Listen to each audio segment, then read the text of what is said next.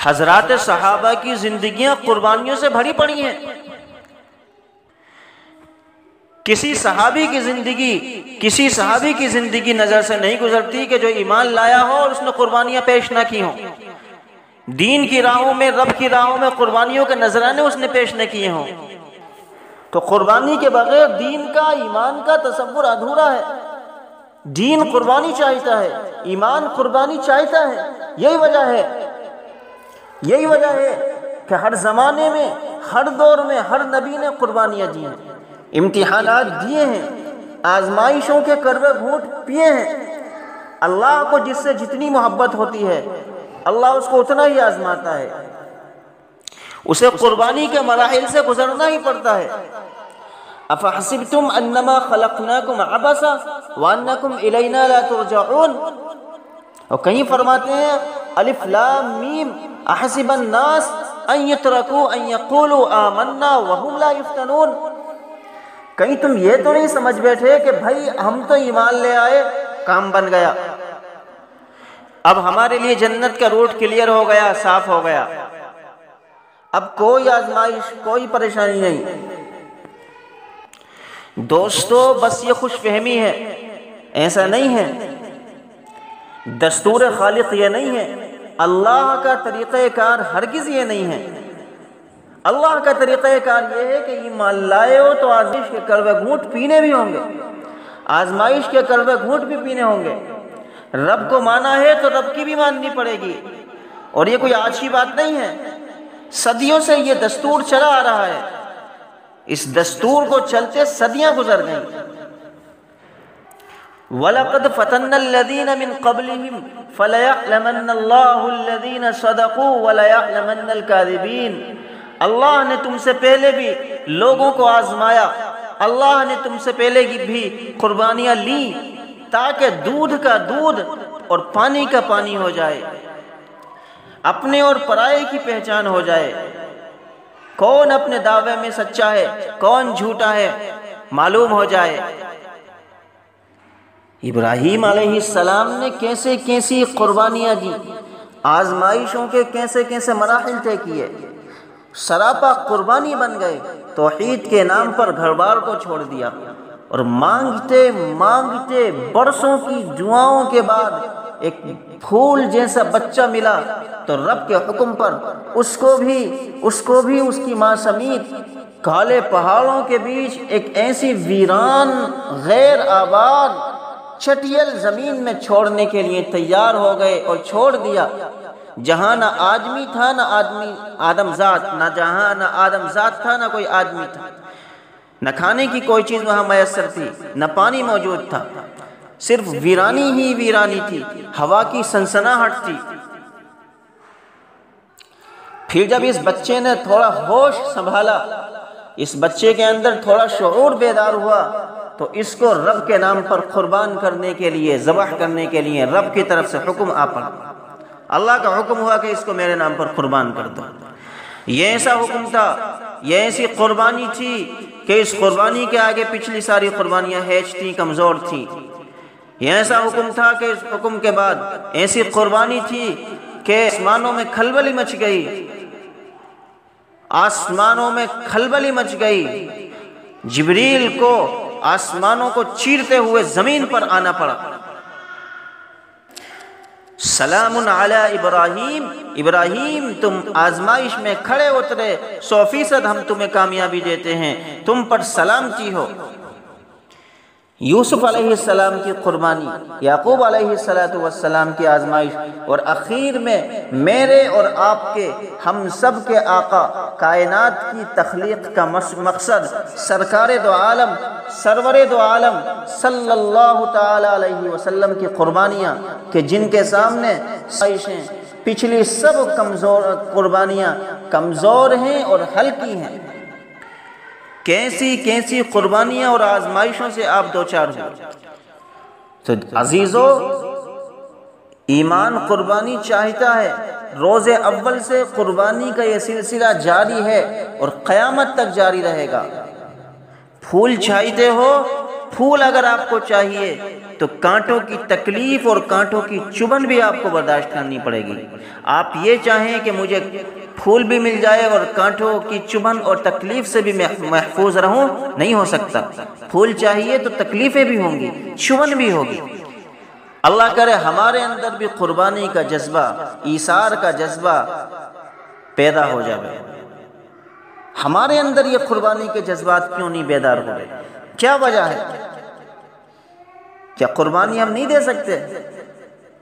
حدیث پاک کے اندر آتا ہے الایمان بین الرجاء والخوف، کہ ایمان والا امید اور خوف کے درمیان ہوتا ہے۔ ایمان والا، ایک مومن بندہ، ایمان والا بندہ امید اور خوف کے درمیان ہے۔ کیا مطلب؟ مطلب یہ ہے کہ ایک سچے مومن کی پہچان یہ ہے کہ اللہ کی بندگی کرے، اس کی پوجا کرے، اس کے سامنے سربر سجود ہو، نماز پڑھے، صدقہ کرے، اللہ پر بھروسہ کرے، اور یہ امید رکھے اللہ سے کہ میرا رب مجھے مایوس نہیں کرے گا، مجھے اس کی طرف سے ملنے والی رحمتوں پر، بخششوں پر، عنایتوں پر، مغفرتوں پر بھروسہ ہے، امید ہے اور یقین ہے۔ لیکن دوسری طرف یہ کھٹکا بھی اس کے دل کے اندر لگا رہے، یہ کھٹکا بھی اس کے دل کے اندر لگا رہے، اس کو رب کا یہ خوف بھی ہو کہ کہیں مجھ سے اللہ کی حدود تجاوز نہ ہو جائیں، اس کے احکام نہ ٹوٹ جائیں، اس کا عذاب بڑا سخت ہے، اس کی پکڑ بڑی مضبوط ہے، جب وہ پکڑ کرنے پر آتا ہے تو کوئی چھوٹ نہیں سکتا اس سے۔ تو ایمان والا خوف اور امید کے درمیان ہوتا ہے کہ اس کو اپنے رب کی طرف سے ملنے والی رحمت کی بھی امید ہوتی ہے، اور اس کے دل میں اپنے رب کا خوف ہوتا ہے، وہ اپنے عذاب کے رب سے ڈرتا ہے۔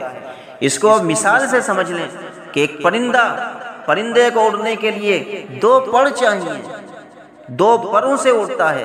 اب اگر اس کے 2 پروں میں سے ایک پر بے جان ہو جائے یا ٹوٹ جائے تو وہ صحیح طرح سے اب اڑ نہیں سکتا۔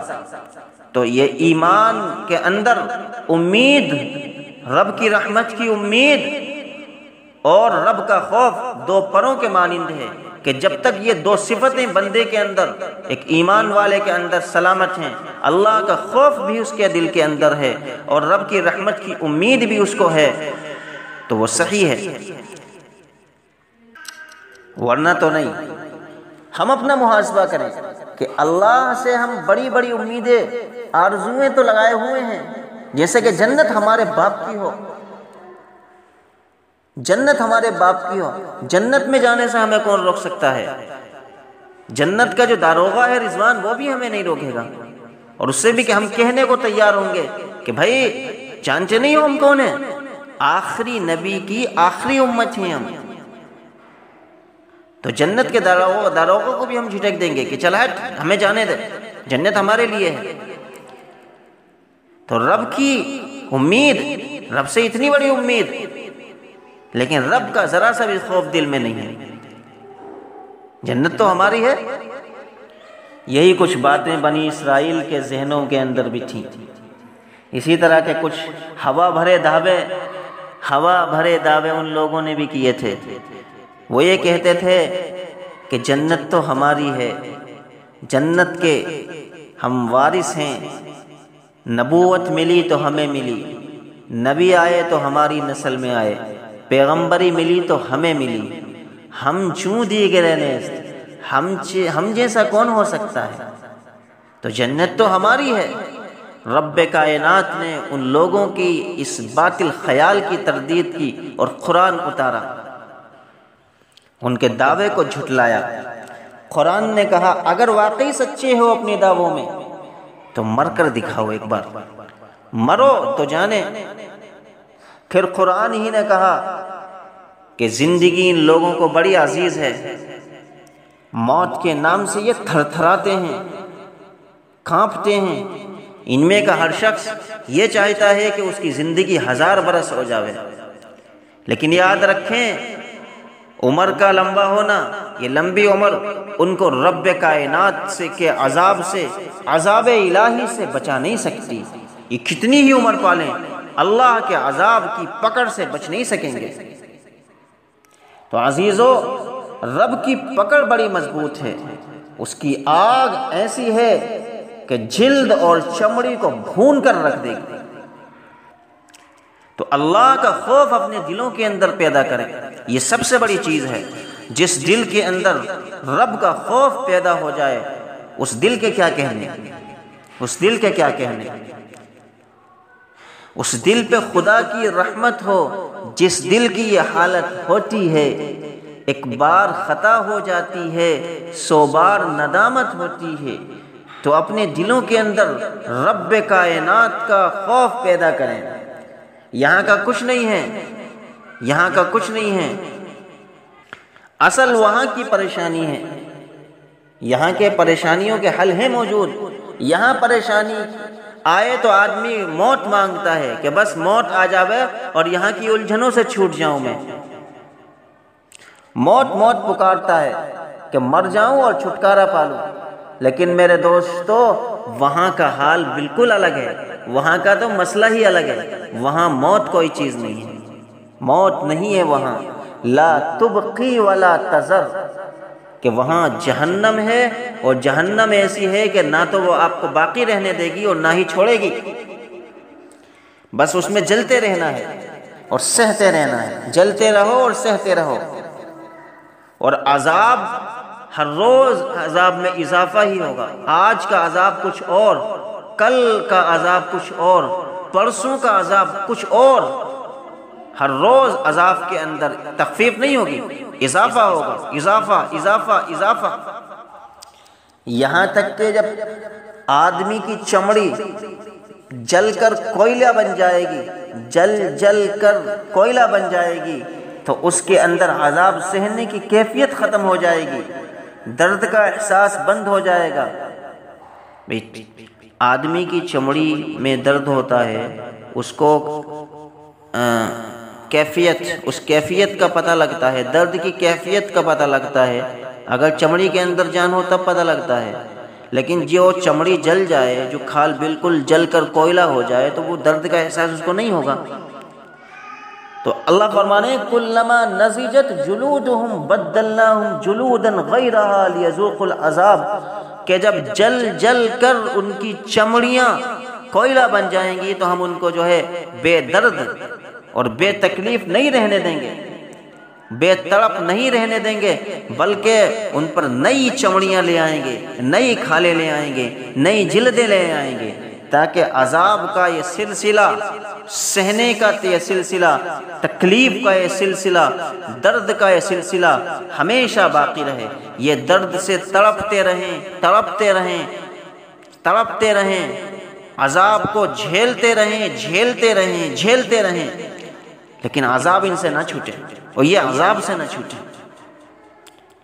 میرے بھائیوں، بڑی معذرت کے ساتھ آپ مجھے کوس لیں، یہ ہم سب کا مسئلہ ہے، ہم سب کا مسئلہ ہے۔ کیا اس بھیانک عذاب سے ہماری ان بچیوں کی چمڑیاں بچ پائیں گی؟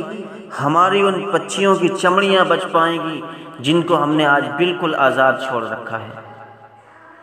ہم گھر کے سربراہ ہیں، اللہ کے یہاں ہماری پوچھ ہوگی، ہم اللہ کے یہاں بچ نہیں سکتے۔ یہ خیانت ہے کہ ہم اپنی بچیوں کو آزاد چھوڑے رکھیں۔ لڑکیوں کے کپڑے پورے نہیں، نہ پوری آستینیں ہیں، نہ پوری شلواریں ہیں، چپکی ہوئی ٹائٹس ہیں، ایسی ٹائٹس اور ایسی پجامیاں جن میں بدن کی بناوٹ صاف نظر آتی ہے۔ کپڑوں میں ہوتے ہوئے بھی میری بہن، میری بچی برہنہ اور ننگی نظر آتی ہے، اور شادیوں میں تو اور برا حال ہے، اور برا حال ہے۔ پتہ نہیں کہاں سے یہ کلچر ہماری اسلام میں آ گیا، کہاں سے ہمارے معاشرے کے اندر یہ نقل آ گئی۔ کیا نبی کی نقل کرنے میں شرم آنے لگی؟ کیا فاطمہ کا دوپٹہ بوجھ بن گیا تمہارے لیے؟ کیا عائشہ رضی اللہ تعالیٰ عنہ کا آنچل تمہارے سروں پر نہیں بھاتا؟ کیا نبی کی بیٹیاں تمہارے لیے نمونہ نہیں رہی؟ کیا خدیجہ کی عفت تمہیں پسند نہیں ہے جو ادھر ادھر سے بھیک مانگ مانگ کر لاتی ہو؟ خدا کی قسم میری بہنوں، خدا کی قسم یہ آزادی نہیں ہے، یہ آزادی نہیں ہے، یہ حیوانیت ہے، یہ نہ ہماری تہذیب ہے نہ کلچر ہے۔